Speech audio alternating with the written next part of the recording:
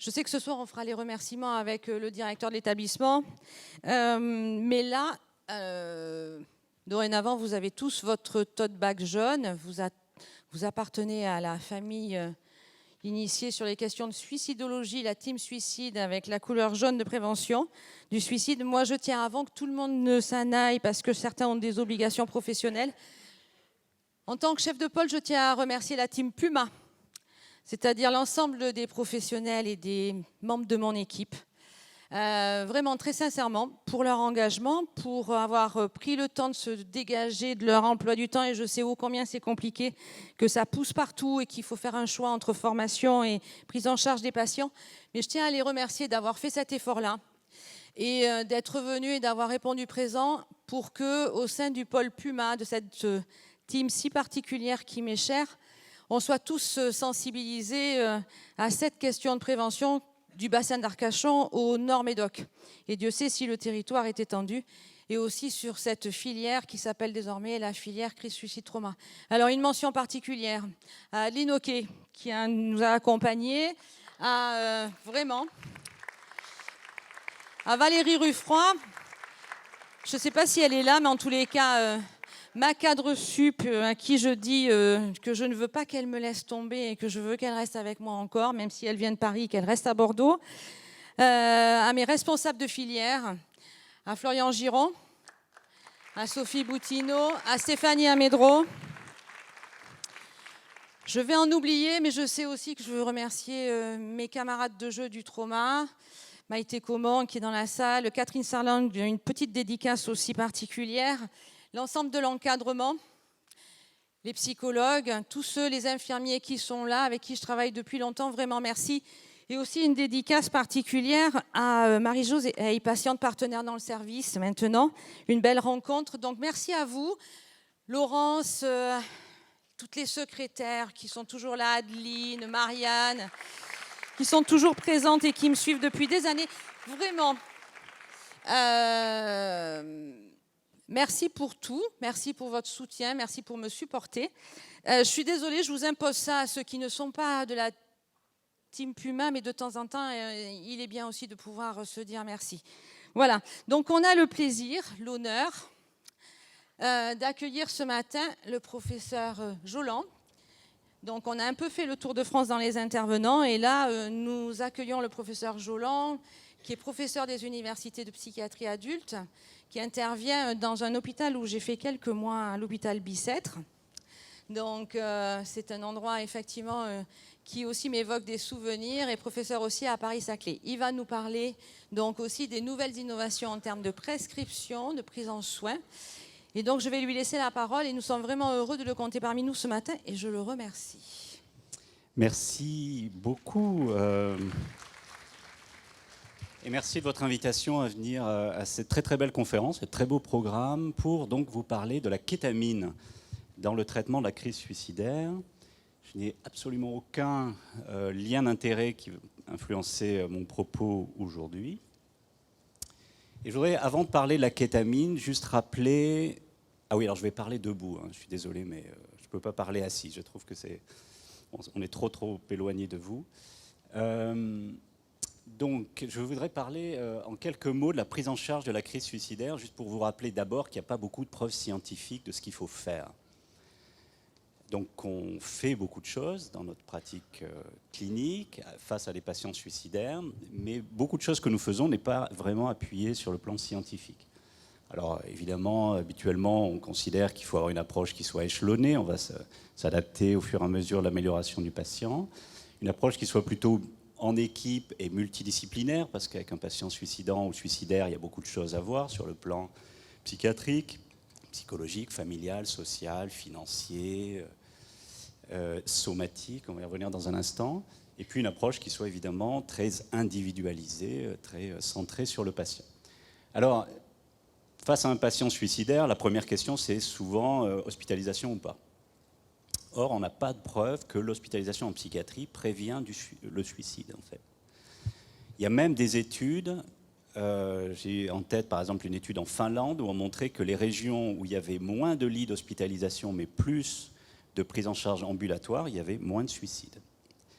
Il n'y avait pas, par exemple, dans cette même étude, d'association entre le nombre d'hospitalisations sous contrainte et le nombre de suicides. Donc ce n'est pas où on hospitalisait le plus sous contrainte qu'il y avait le moins de suicides. Pourtant, c'est quelque chose auquel on a régulièrement recours. Alors, loin de moi l'idée de vous dire qu'il ne faut jamais hospitaliser et encore moins sous contrainte. Évidemment, parfois, il faut le faire. Mais on est très habitué à utiliser l'hospitalisation en France, parce que pendant longtemps, on a eu beaucoup de lits disponibles, en public et en privé. Ce n'est pas certain que ça prévienne le suicide. Et gardez en tête que l'hospitalisation, ce n'est pas dénué de problèmes. D'abord, on suicide beaucoup à l'hôpital. On en a un peu parlé hier. Les chiffres ne sont pas très très clairs, hein, mais il y a beaucoup de suicides à l'hôpital. Donc quand vous adressez quelqu'un en hospitalisation, la première chose qu'il faudrait se demander, c'est l'endroit où il va être, est-ce qu'il est sécurisé cet endroit? On en parlait avec Marie ce matin. Si on sécurisait toutes les chambres d'hospitalisation de France, on sauverait un nombre considérable de vies. Vous voyez, on va parler de traitements innovants, mais en fait, d'abord, si on faisait le minimum, on sauverait énormément de vies. Le minimum, c'est quand on met quelqu'un en crise suicidaire dans une chambre, il ne faut pas qu'il puisse se pendre. Il y a plein d'endroits où on peut se prendre dans une chambre d'hôpital. Le deuxième moyen de suicide à l'hôpital, hein, c'est la défenestration. Donc l'hospitalisation, c'est aussi très stigmatisant pour les patients et les familles, c'est difficile, vous voyez. Donc c'est pas sûr que ça prévienne le suicide et c'est associé à pas mal de problèmes. Bon, ceci dit, les gens qui sont hospitalisés, en général, ensuite sont plus impliqués dans les soins. Mais je crois qu'on doit réfléchir à des modalités alternatives de prise en charge ambulatoire, intensive, peut-être, sous forme d'hôpital de jour. Je sais qu'il y a des initiatives ici et là pour changer un petit peu cette manière de faire. La limitation d'accès aux moyens létaux, hein, c'est un moyen extrêmement démontré pour prévenir le suicide, que ce soit au niveau collectif et individuel. Alors au niveau individuel, pour un patient suicidaire, ça veut dire la sécurisation de son domicile, ce qui suppose d'avoir rencontré la famille pour avoir discuté de ça, quand vous prenez en charge le patient en ambulatoire. Mais pensez-y en hospitalisation aussi, lors des permissions. On n'y pense pas parce qu'en général, la permission, c'est quand le patient va mieux. Oui, mais il peut soudainement aller moins bien en permission. Est-ce qu'on a sécurisé le domicile? Il y a des suicides lors des permissions. Et puis, évidemment, vous le savez aussi, ou j'espère que vous le savez, c'est qu'il y a un pic de suicide dans les jours qui suivent l'hospitalisation. Donc on doit concevoir l'hospitalisation comme ne prenant pas fin au moment où le patient, on lui remet les papiers de sortie, mais il faut concevoir l'hospitalisation comme quelque chose qui se prolonge. Et il faut avoir sécurisé son domicile. Les traitements pharmacologiques, on va en parler. Je vous parlais de la kétamine, Marie, dans un instant, vous parlera d'autres traitements. Je ne vais pas y revenir, mais on utilise beaucoup de traitements qui n'ont pas fait la preuve de leur capacité de prévention du suicide, hein, des médicaments qu'on utilise tous les jours. La psychothérapie, pas beaucoup de preuves que la psychothérapie, ça aide en aigu. Alors, il y a cette psychothérapie ACIP qui avait été développée en Suisse. Alors, en Suisse, on ne fait pas que du suicide assisté, on en a beaucoup parlé hier, de réalisateurs, mais on fait aussi beaucoup de prévention du suicide. Et il y avait une preuve comme ça qu'une psychothérapie très très courte, en aigu, ça pourrait prévenir les récidives suicidaires. Ceci dit, ils n'arrivent pas à répliquer le résultat, donc à suivre. Psychothérapie, c'est plutôt au long cours, hein, pour travailler sur les vulnérabilités. L'éducation du patient et de son entourage, bien sûr, ça fait longtemps qu'on le dit. Maintenant, on va parler tout à l'heure du safety plan, le plan de sauvetage, je ne sais pas comment on dit en français, qui se développe de plus en plus. C'est un travail très très intéressant à faire avec le patient et sa famille. Penser à la prise en charge somatique et puis évidemment, vigilance s'il y a eu une tentative de suicide. Pourquoi j'ai pris un peu de temps pour dire tout ça? C'est parce que je vais vous parler de kétamine et loin de moi l'idée de vous vendre que la kétamine, ça va remplacer tout ça. La question qu'il va falloir avoir à la fin de la présentation, c'est quelle est la place de la kétamine au milieu de tout ça? Ça n'est pas la panacée, la kétamine, ça n'aide pas tout le monde, et même les gens que ça aide, ça ne doit pas nous empêcher de faire tout ça. D'accord? Que ce soit très très clair, dans mon esprit, ce n'est pas quelque chose qui va remplacer toutes ces approches qui sont et qui resteront importantes. Alors la kétamine, c'est une molécule qui a été créée dans les années 60 aux États-Unis, d'abord comme anesthésique et puis comme antalgique. Alors la forme racémique qu'on utilise en IV, c'est une forme RS, puis vous savez que Janssen a développé la forme S-kétamine, c'est comme ça qu'ils l'ont vendu.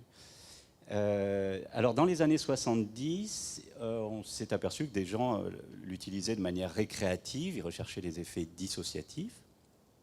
Et donc a commencé à être discuté un potentiel d'abus de ces substances. Et puis vous savez, ça tombait dans cette période de guerre qu'a lancé Nixon contre contre les drogues. Alors, bon, on le sait bien, hein, c'était une guerre sociale en fait, c'était une guerre contre les utilisateurs, c'est-à-dire les Noirs, les pauvres, et tous les jeunes qui ne voulaient pas aller faire la guerre du Vietnam. Mais tout ça, ça a eu un impact considérable sur la recherche, sur l'utilisation, sur les politiques de santé publiques qui ont visé avant tout l'interdiction et l'emprisonnement. Mais il y a des patients, il y a des personnes qui l'utilisaient de manière thérapeutique. Une des personnes qui a travaillé sur la kétamine à l'origine a écrit un papier qui est très intéressant. Il disait, il y a des gens qui venaient me voir en disant moi j'utilise la kétamine parce que ça me fait du bien, ça soigne ma dépression. Les antidépresseurs ne marchent pas, ça soigne ma dépression. Alors évidemment, qu'est-ce que les médecins répondaient à cela? Ah non, il ne faut pas, madame. Hein. Non, c'est pas bien, hein. C'est pas bien du tout, vous allez vous faire du mal. Voilà. La faculté savait ce qu'il fallait faire et pas les patients. Les patients avaient déjà découvert les propriétés antidépressives de la kétamine. Et alors il y a quand même des chercheurs dans les années 90 qui se sont dit peut-être quelque chose à faire là. Il y a peut-être un truc à aller regarder et on a commencé à faire des investigations plus sérieuses avec un papier dans les années 90 par John Crystal et son équipe. On va voir ça. Alors très rapidement, je ne suis pas spécialiste de pharmacologie. Juste pour vous rappeler que c'est une molécule qui agit sur le système glutamatergique, ça facilite la transmission glutamatergique, ça la facilite en bloquant, c'est le premier mécanisme, il y en a beaucoup d'autres, mais en bloquant les récepteurs NMDA. Alors comment on peut faciliter la transmission du glutamine en bloquant un récepteur? C'est tout simplement que ce récepteur, il est là, il se trouve en fait sur l'interneurone GABA, vous savez, qui est le frein. Donc en fait ça bloque le frein. Donc ça libère la sécrétion de glutamine. Pardon, ça ne se voit pas très bien, mais enfin, vous voyez les neurones en gris. Donc ça facilite la libération de glutamine, de glutamate qui est présenté en vert. Alors ceci dit, ça marche sur pas mal d'autres choses. Par exemple, sur toutes les neurones monoaminergiques, sérotonine, noradrénaline, dopamine. Et les métabolites de la kétamine sont aussi actifs, certains métabolites. Donc c'est une molécule sale. Et on a fini par apprendre en psychiatrie que les molécules sales, c'est souvent les plus intéressantes. D'accord ? On l'a vu avec les antidépresseurs, on le sait avec la clozapine, etc. Voilà, je m'arrêtais là sur la pharmacologie. Et on va avancer. Et d'abord, je voudrais vous présenter une très belle étude conduite en France et utilisant la kétamine. C'est la plus grande étude publiée à ce jour sur la kétamine dans les idées suicidaires. Donc c'est une étude qui s'appelle KETIS, qui a été dirigée dans 7 centres en France, dont l'investigateur principal est le Dr Mokranabar au CHU de Nîmes, et c'est un financement public, un PHRC national. Et je voudrais tout d'abord remercier tous les gens qui ont participé à cette étude. Je ne vais pas tous les citer, mais donc à Nîmes, à Tours, à Clermont-Ferrand, 2 centres à l'hôpital Sainte-Anne, la CMME et le SHU, l'équipe de Montpellier, Philippe Courtet est là, et l'équipe de Lille, Guillaume Beva, qui était là hier. Alors voilà le design de l'étude. C'est une étude randomisée contrôlée. Donc la kétamine est donnée à 0,5 mg/kg et pas plus. Bon, c'est la dose qui est utilisée depuis le début des études. Si on fait moins, ça semble moins efficace. Si on fait plus, il y a surtout des effets secondaires. Et ça a été comparé en placebo. La kétamine était donnée en perfusion IV sur 40 minutes. Là aussi, c'est le protocole habituel maintenant qui est utilisé dans presque toutes les études. Alors, la particularité de cette étude, c'était qu'il y avait 2 perfusions à 24 heures d'intervalle. Je ne suis pas certain que ça a été un choix judicieux. Toutes les études l'ont fait avec une seule perfusion et c'est vraiment ce qui est recommandé aujourd'hui. Je ne suis pas sûr que la 2e perfusion ait apporté grand-chose. Et c'était en adjonction du traitement pharmacologique. Hein. Donc les gens continuaient avec le traitement qu'ils avaient, antidépresseurs, thymorégulateurs, etc. Et ont donné donc ces 2 perfusions de kétamine. Le suivi total était de 6 semaines, suivi classique. Et le critère principal de jugement, c'était la rémission des idées suicidaires à J3. D'accord, au 3e jour. Alors ça, c'est intéressant parce que beaucoup d'études pharmacologiques regardent juste la réduction à une échelle. La réduction, c'est intéressant, mais enfin, si quelqu'un reste moins suicidaire, mais encore suicidaire, il est toujours à risque. D'accord ? Donc l'important, c'était qu'il n'ait plus du tout d'idées suicidaires. Cette étude a mesuré ça à l'aide d'une échelle connue, hein, la SSI de Beck. Il fallait un score qui soit inférieur à 3. Et on a regardé ça dans la population totale, mais aussi, et ça a été défini a priori, et c'est important, dans 3 groupes diagnostiques qui étaient a priori recrutés. Les patients qui souffraient d'un trouble bipolaire, les patients qui souffraient d'un trouble dépressif majeur et les patients qui souffraient d'un autre trouble de l'humeur, notre trouble affectif. Et puis il y avait les critères de jugement secondaire, la rémission à 6 semaines, la tolérance, d'autres mesures cliniques, et les analyses étaient faites en intention de traiter.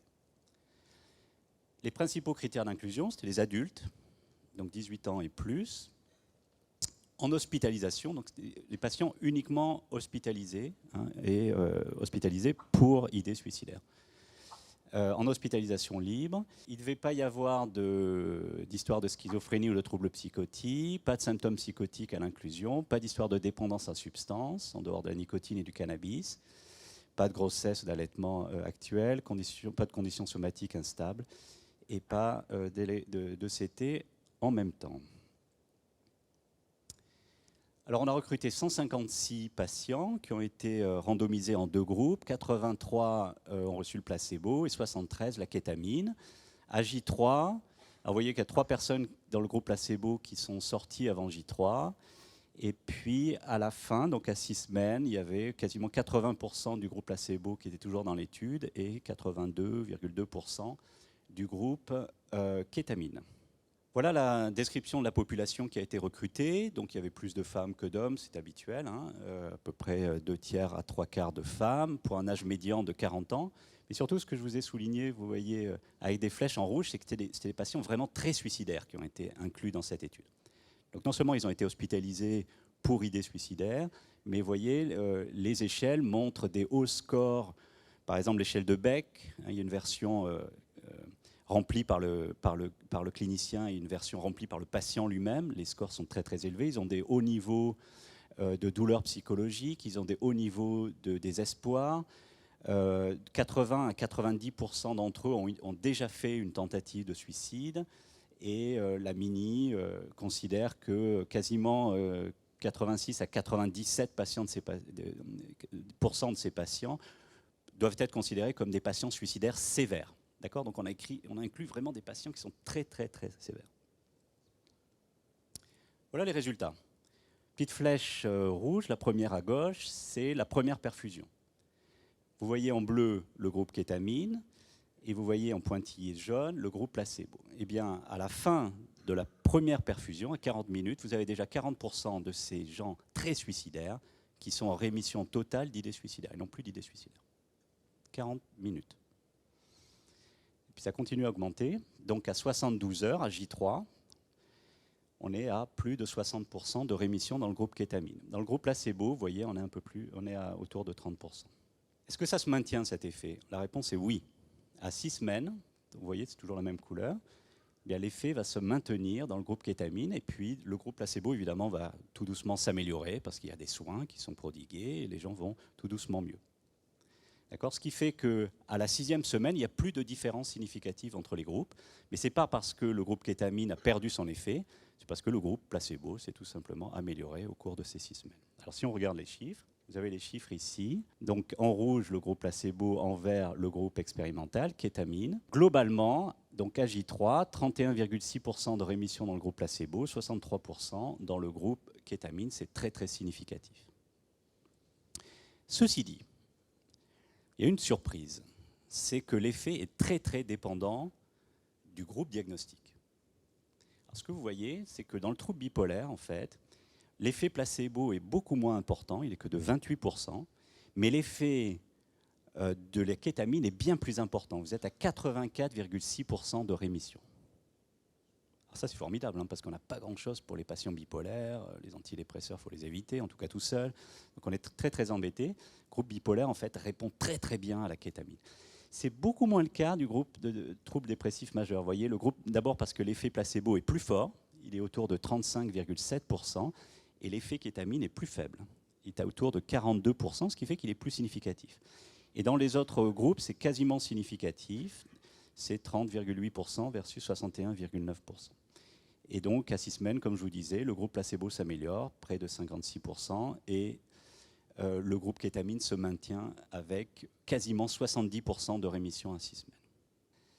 Alors, une chose qui est intéressante à regarder, ce sont les trajectoires individuelles. Là, ce que je vous ai donné, ce sont les chiffres moyens, d'accord? Mais le patient moyen, il n'existe pas. Donc, comment ça se passe pour tous les patients? Alors, globalement, voilà à quoi ça ressemble dans les 3 premiers jours.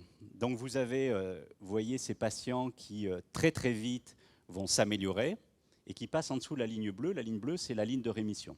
Et beaucoup vont rester en rémission.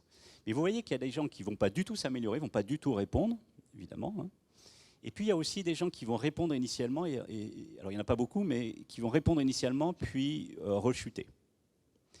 Donc ça, c'est intéressant parce que sur le plan clinique, vigilance. Ce n'est pas parce que quelqu'un répond très très bien à la première perfusion, voire même aux 3 premiers jours, qu'il faut arrêter de le surveiller. Ça rejoint vraiment ce que je disais initialement sur la prise en charge qui doit continuer à être globale. Si on regarde par sous-groupe, vous voyez le trouble bipolaire, beaucoup de gens qui s'améliorent, très peu de gens qui échappent ou qui ne répondent pas initialement. Le trouble dépressif, c'est plus le bordel. Hein. C'est un peu, vous voyez, on voit de tout. Quoi. Il y a des gens qui s'améliorent et puis qui continuent à rester améliorés, d'autres qui ne s'améliorent pas. Et voilà le groupe autre trouble. Donc vigilance au niveau individuel. Hein. On ne se félicite pas que le patient ait répondu. Tant mieux pour le patient, il va être soulagé pendant quelques temps, mais il y en a certains qui vont rechuter. Attention. Et voilà les réponses dans les 6 semaines. Vous voyez, c'est un petit peu, on voit de tout. Tout est possible. Alors, il y a quelques facteurs cliniques prédictifs de rémission. À J3, le fait de souffrir d'un trouble bipolaire est prédictif d'une meilleure réponse à 72 heures. Et le fait aussi d'avoir des hauts niveaux d'idées suicidaires. Donc ça, c'est intéressant. Donc les patients avec des idées suicidaires plus élevées, cotées par les patients d'ailleurs, dans l'échelle cotée par les patients, ont une plus grande probabilité de répondre et d'être en rémission à J3. Par contre, à la semaine 6, il n'y a pas de facteur prédicteur. Il n'y a rien qui, à J0, prédit ce qui seront à la semaine 6. Vous voyez, c'est très très faible. Donc, les facteurs cliniques prédictifs sont très pauvres. D'autres variables, évidemment, se sont améliorées, pas que les idées suicidaires, la dépression, la douleur psychologique, le désespoir, l'impression clinique globale, pas la douleur physique, mais les niveaux de base étaient en fait très très faibles. Hein, probablement, c'est ce qui explique cette absence de résultats. Une chose intéressante qu'on a constatée, c'est que l'effet de la kétamine sur le changement d'idée suicidaire était en fait médié par un changement de la douleur psychologique, ce qui était en fait l'hypothèse. C'est-à-dire que, vous voyez, cette relation entre kétamine et le changement et idée suicidaire en fait est moins fort si on met dans l'équation le changement de la douleur psychologique. C'est-à-dire que la kétamine en fait est un antalgique, ça on le savait, mais c'est un antalgique psychique aussi. Alors je ne vais pas rentrer dans toutes ces discussions très très longues, ça nous mènerait un petit peu loin, j'ai encore des choses à vous dire. Mais l'idée que finalement beaucoup de ces médicaments qui sont des antalgiques de la douleur physique sont aussi des antalgiques de la douleur psychologique. Et vous le savez, la douleur psychologique est très fortement associée à l'occurrence des idées suicidaires. Les gens ont des idées suicidaires, ils veulent arrêter de souffrir. C'est ce que leur disent les idées suicidaires. Arrêter de souffrir. Et là, c'est ce que fait la kétamine. Donc c'est très intéressant. On a un médicament antalgique psychique, antalgique mental, qui marche très très vite dans les premières heures et dans les premiers jours. Alors il y a une très bonne tolérance dans cette étude. Ce sont des petites doses, hein, donc il y a un peu de sédation chez 10%, un peu de dépersonnalisation, des nausées. Rien de grave. Rien de grave et rien qui ne disparaisse pas en quelques heures après la perfusion. D'accord, c'est vraiment un médicament très très bien toléré. Et puis ce qui nous inquiétait, c'était est-ce qu'il y aurait des hypomanies, des manies ou des symptômes psychotiques, parce qu'il y a des patients bipolaires. Réponse non, on n'en a pas observé du tout. D'accord. Est-ce qu'il y a eu des actes suicidaires? Oui. On a une population extrêmement sévère, c'était quand même attendu. Donc il y a eu malheureusement un suicide. Entre J3 et J7, c'est un patient qui n'avait pas du tout répondu à la kétamine et qui malheureusement s'est suicidé. Et puis il y a eu 5 tentatives de suicide dans le bras kétamine. Et vous voyez, ça a été des patients, pour certains, qui étaient en rémission à J3. Donc vigilance, hein, il y en a certains qui rechutent et voire certains qui vont faire un geste suicidaire. Mais il y en a eu aussi dans le bras placebo, donc chez 8 patients. Alors on a fait une revue de la littérature. Il y en a eu plusieurs. Je vous donne les résultats de la revue qu'on a menée et qu'on a soumise. À l'heure actuelle, il y a 12 essais cliniques qui ont été menés avec idée suicidaire comme objectif primaire et 13 essais cliniques randomisés, contrôlés, avec idée suicidaire comme objectif secondaire. D'accord ? Donc il y a quand même une littérature maintenant qui est très riche. Et ce que nous dit cette revue, c'est que la balance bénéfice-risque, elle est positive dans les 72 premières heures pour la kétamine racémique en IV et essentiellement sous forme d'une perfusion à 0,5 mg/kg. Au-delà de 72 heures, en fait, il n'y a pas de bénéfice. Et il y a des méta-analyses qui le montrent, c'est positif dans toutes les mesures avant 72 heures et ensuite l'effet est perdu parce que le groupe placebo s'améliore. D'accord ? Donc c'est intéressant sur les 3 premiers jours, le patient avec des idées suicidaires importantes. Il n'y a pas de bénéfice de la S-kétamine. C'est pas faute pour Janssen de s'être donné du mal pour le prouver. Ils ont fait des grosses études très très bien menées. Ils ont recruté beaucoup de patients. Ça ne sort pas. Donc évidemment, il y a des patients qui s'améliorent, mais s'améliorent aussi dans le groupe placebo. Donc la S-kétamine, pour des raisons qui ne sont pas très très claires, est moins puissante que la RS-kétamine, la kétamine racémique. Donc utilisez, si vous comptez utiliser la kétamine, la version IV globale, qui par ailleurs coûte beaucoup moins cher à l'hôpital. Donc il y a une réflexion, comme je le disais tout à l'heure, à mener sur la place de la kétamine IV dans une approche multimodale. Très vite, quelques limites qu'on a soulignées dans cette étude, dans cette revue, c'est important de le souligner. Il y a un gros effet placebo qu'on voit en cas d'hospitalisation, donc il faut garder ça en tête. Avant de prescrire la kétamine, c'est que juste le fait de s'intéresser aux gens qui vont mal, beaucoup vont aller mieux. On refait du lien, c'est comme ça que ça marche, le suicide. D'accord ? C'est la perte du lien, le sentiment subjectif du lien. Quand on refait du lien, beaucoup de patients vont mieux, il n'y a pas besoin d'avoir recours à des médicaments. Et certains, oui. Petite préoccupation, évidemment, concernant la qualité de l'aveugle. Aucune étude menée sur le risque ou la réduction des actes suicidaires. Donc la kétamine a un effet sur les idées suicidaires, on ne sait pas si ça prévient les actes suicidaires. C'est deux choses différentes. Il ne s'agirait pas d'aller trop vite à la conclusion. On a besoin de plus d'études. Il y a un manque d'études en dehors des troubles affectifs. Donc on ne sait pas si on peut l'utiliser dans la schizophrénie, dans le trouble borderline, dans les dépendances aux substances, qui sont des gros facteurs de risque suicidaire. D'accord ? Ce serait très très intéressant. Est-ce qu'on peut l'utiliser dans ces populations très à risque suicidaire ? On ne sait pas. Il n'y a aucune étude menée chez les adolescents et les personnes âgées dans cette indication, idée suicidaire. On s'entend, ça a été utilisé, c'est utilisé en pratique clinique dans d'autres indications, mais il va falloir faire des études là-dessus. Il y a un manque de connaissances sur les effets secondaires à long terme, et notamment la question de l'abus chez les patients suicidaires. Je vais revenir sur cette question à la diapo suivante. Pas de marqueurs prédictifs cliniques ou biologiques robustes, donc on ne sait pas qui sont les personnes les plus susceptibles de répondre à ce traitement. Je vous ai montré cliniquement, c'est assez pauvre. Compréhension limitée des mécanismes de la kétamine sur les idées suicidaires, nécessité d'améliorer l'évaluation des idées suicidaires. Nous, on a utilisé des échelles qui n'étaient pas faites au départ pour mesurer les idées suicidaires de manière aussi rapprochée. Donc ça pose question. Donc il y a d'autres outils qu'il faudra utiliser. Nécessité d'améliorer l'évaluation, je l'ai dit. Besoin d'études en milieu ambulatoire. Est-ce qu'on peut prescrire la kétamine en ambulatoire ? Moi, je pense qu'on finira par la prescrire en ambulatoire. Pour l'instant, on est assez vigilant. C'est à l'hôpital, avec un chariot d'urgence, même si les risques sont quand même très très faibles. Mais en ambulatoire, en salle d'urgence, en consultation de liaison. Ces patients qu'on va voir qui ont fait des gestes super sévères, qui sont hospitalisés en chirurgie de longs mois ou en rééducation, et qui ne peuvent pas être hospitalisés en psychiatrie, peut-être certains pourraient bénéficier de la kétamine. Besoin de recherche sur les différentes stratégies d'administration, comment on peut faire mieux, et des connaissances limitées sur les effets positifs et négatifs des autres traitements pharmacologiques comme psychothérapie. Comment ça influence ? Vous savez, il y a beaucoup de recherches actuellement sur comment on va potentialiser l'effet d'une psychothérapie par un médicament, ou l'inverse.